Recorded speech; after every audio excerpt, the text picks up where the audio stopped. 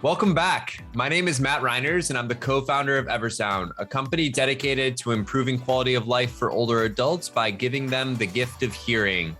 Today, I'm joined by Cameo Rogers and Miekka Zanders. Both have super extensive background when it comes to senior living and are hosts of their own podcast, the Kickin podcast. Thanks for joining me today, Cameo and Miekka. Thanks for having us. Yeah. And this, I have to say, is our first 2-on-1 podcast. So this is a milestone. So super excited to be doing this here with you guys today. And so I'll jump right into it. And, Cameo or Miekka, you guys can fight over who answers first. But why'd you guys begin the Kickin podcast? So I'll jump in quick here, Matt, and then Miekka will fill in here as well. We're natural partners in crime, so she and I complement each other's strengths pretty well. But one of the things that really spurred our moving forward with Kickin was COVID-19. The pandemic was really challenging to see all of the news coverage and honestly, even policymakers and the conversations that were being had about older adults and isolation and just the coverage was just sadness. It was depression, it was death, it was illness. It was focused on all of these negative connotations related to aging and older adults and some stereotypes that unfortunately still exist pretty readily in our society about the value of older adults. And it was one of those things where Miekka and I are just natural allies in this. We both have a love of working with older adults, and we felt that this was the time to step into sharing stories and being able to bring older adults into the light in all of the ways that they contribute and share and give and are living amazing lives and moving outside of that narrative that was playing out. Yeah, I'll agree with that. I remember the conversation. I remember where I was standing when we were just really both so individually frustrated with the negative attention around older adults, and said, these are not the people we know. The people that we know are thriving in our communities, and we need to showcase that. So let's figure out a way. And that was the beginning of a dialogue about how to develop this podcast. I love it. And I had a similar inspiration even for this podcast. It was like all those negative news stories, but there's just so many bright lights and just like positive stories that we need to continue to showcase. So I applaud both of your efforts to really just jump in with both feet and making it happen. And, I am curious, what are both of your educational and professional backgrounds, and how does it relate to the podcast? Yeah, so I'm a social worker first and foremost, also a nursing home administrator. I've worked as an executive director at really about every level of senior living. So I've done independent and assisted living, memory care, and skilled nursing or nursing homes. And really, my focus is leading teams to promote quality of life. That's what I believe in. And one of the most important aspects of quality of life, and something we talked a lot about in the School of Social Work, is self-determination. And that relates a lot to that moment in time when we realized that we needed to share different stories because the regulations were so intense during the beginning stages of COVID, and people didn't have the ability for self-determination or choice. Choice is another word. And it is so important in the regulations in senior living. Choice is such an important part of them, but we were functioning from a place of fear. And so the regulations were in many ways they felt overreaching. We know it was from a place of safety and from a place of just doing all we can to prevent spread within communities. But it felt like that self-determination was gone and that we were telling people how to live their lives. And so sharing stories about or about people who were making great independent choices and living fully engaged, which was a natural part of that. And I'm a recreational therapist by trade. And so recreational therapists and social workers are just great partners and collaborators. We believe a lot of the same things. And my background, I started out working in acute psychiatric care as a recreational therapist and intern, and then moved into working with individuals living in skilled nursing, rehab, memory care, and assisted living, and then ended up working with Miekka in a senior living or management company and organization, and have continued working in that same type of field today.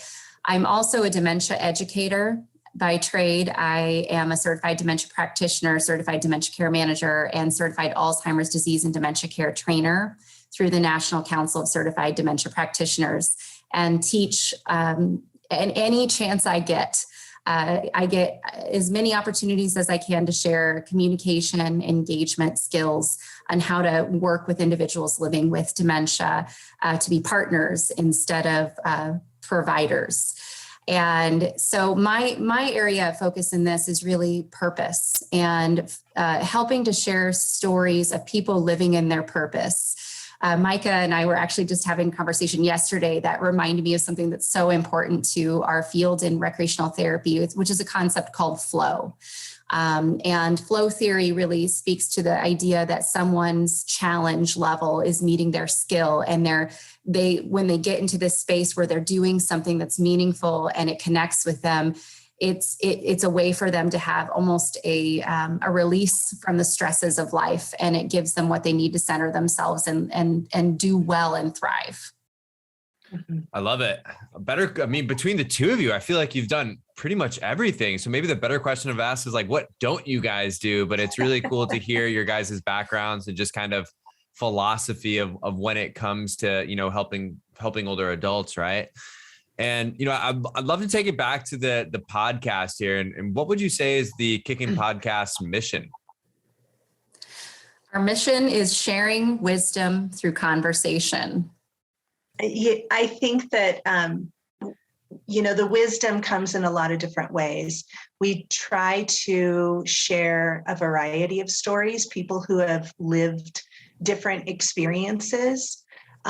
We focus on quality of life. I think they focus on quality of life. We try to bridge the gap, I think, a lot between generations, celebrating older adults, breaking down some of the ageism stereotypes. So that's an important part of sharing wisdom as well. Cameo, what else do you want to add to that? That's truly it, is our ability to share these narratives. And the reality of our culture in America is we have families that are spread out. We have more and more states between families. We have single parents. We have people who've never been married, don't have children, may or may not be living in an area that is safe for multiple generations to be in that same area. And so exposure to older adults and having those older adults in your life is something that we've kind of taken for granted in previous generations, and the current generations just don't have that same level of exposure. And it's a fantastic way to share that wisdom for people to learn how to live well as they're aging, because we all are.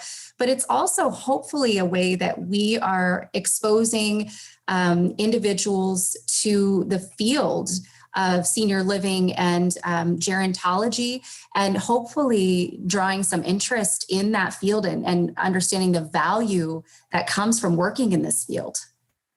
Yeah. And I think you guys, mentioned a little bit about the beginning of like, there's this stereotype or kind of this cultural view of older adults or of the aging process. And I think it's just so valuable that you're helping to give that platform to have these voices be heard, and definitely in some of those longer form content, which you can actually get the whole story, right? And it's not just that 30-second news clip, that someone might read. That's usually always negative. So that's just awesome what you guys are doing.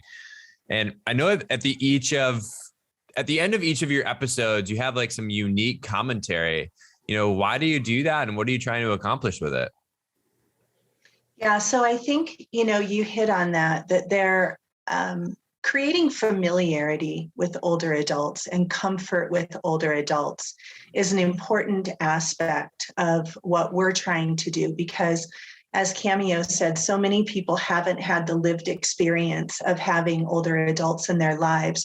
But we also want to create insight in those conversations because of our own experiences and our individual expertise. And so, we try to really talk about the story, to highlight that first and foremost, but also to highlight some of the aspects that we think are so important as people age, like purpose and meaning, like engagement, self-determination, as I mentioned earlier, and then also just some little tidbits that maybe come from each of those stories. We've talked about the last podcast was, we talked about the gentleman he had some experience with illness, and his spiritual health was such an important part of his healing. And so that's something we touch on as it relates to caring for older adults, that we can't forget the spiritual aspect of overall health. We talk about hospice in one of the segments and give a little insight as to how hospice can work for someone. We talk about engagement, creativity, play. So we try to just bring some of the expertise that we have learned along the way and share that so that others maybe in this field or people who might be interested in this field can learn from each of those episodes. That's truly the beauty in the variety of stories that we have, is that every episode has something unique to it.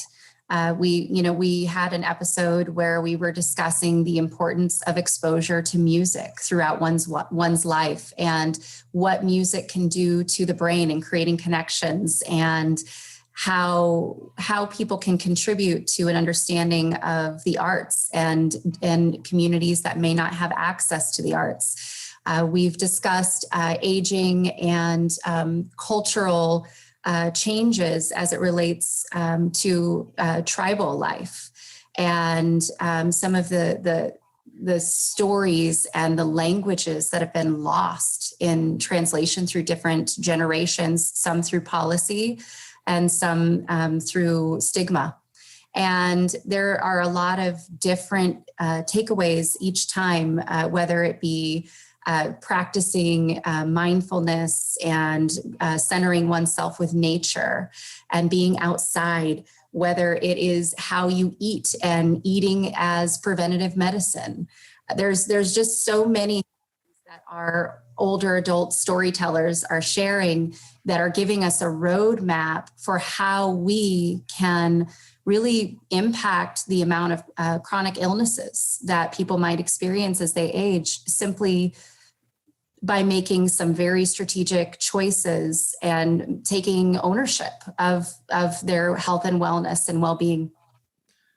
I love it. And I think too, because I was listening to some, it's like the interview after the interview. And I think you guys are able to put on your, professional and educational hats on and really take it a step further and a step deeper, which I think is just super important. And it's just the concept and the philosophy of that. I just love it, because I think it's super important, right? Because someone who might not have that background might have missed something that was kind of being talked about, or maybe a key theme. And I think for you guys to kind of summarize that up at the end is just super valuable for the listener and for the overall, the industry as a whole. So we're just kind of all aligning on what that means to all of us.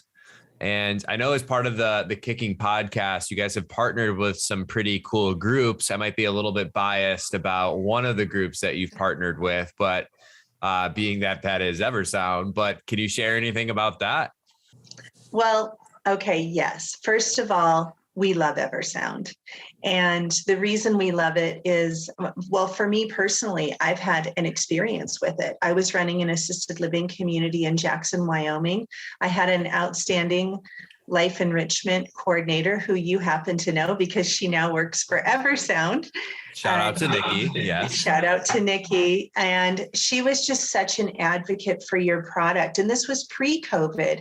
We used it for a lot of engagement opportunities. And the difference that we saw in individuals who had previously not participated or who had been present but not engaged was just unbelievable to watch. And so I'm a believer in the product, and I've seen it in action. And then after we went into the COVID lockdown experience and we were finding ways to engage residents with loved ones, we couldn't have done it without the Eversound product. And so we got the two-way system at that point so that someone could sit outside the window while the resident was inside, and there was crystal clear communication.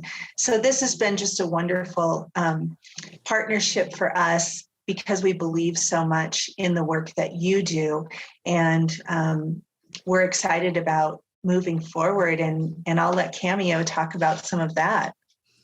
So the other piece to this is that the people that we are interviewing, many of them are older adults that may have some degree of hearing loss. And for them to feel comfortable in an interview situation where they're telling very vulnerable stories and sharing their life experiences, we want them to make sure that they feel 100% connected to the conversation and that we are not missing a beat and they are not missing anything that we are sharing back and forth. We cut these episodes down to sizable chunks for people to enjoy, but the conversations last beyond what you hear recorded. I know that Miekka, and I don't want to speak too much for her, but I know that we have had hours-long conversations with some of our storytellers beyond the recorded parts of our communication. Some of them really enjoy that connection and have so many stories to share. And we've loved building these relationships with our collaborators along the way. And Eversound's been a big piece of that to make sure that the communication's been solid. I love that. And thank you so much for your guys' kind words. I think, the more that we're able to collaborate in some of these things and really just continue to push the industry forward, I think it's all about collaboration, sharing notes, and just continuing to push the industry forward because, ideas need to be shared, partnerships need to be shared, and it's just great to see. And we're grateful for it from our end as well. And just, support the work that you guys are doing so much. And, I'm sure there's people listening to this and they're like, oh, I would have a great guest for you guys to interview. How would someone get in contact with you if they have someone that should be interviewed by you guys? So they are welcome to find us. We do have our website, kickinpodcast.com, KICKIN podcast.com.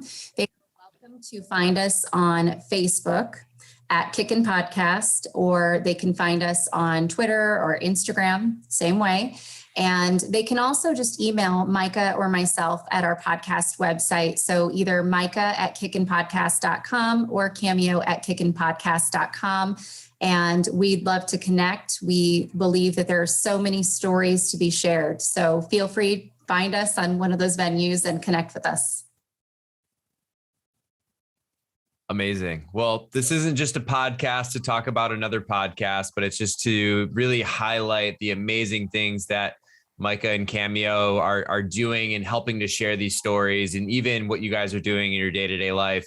We as an industry would be in a much worse place if it wasn't for people like you guys. So thank you so much. I'm so grateful to have met both of you and so grateful for the work that you're doing. And I'll make sure to link the podcast below in the comments and making sure that people can easily find that. And they can find their enjoyment in the Kickin podcast as well.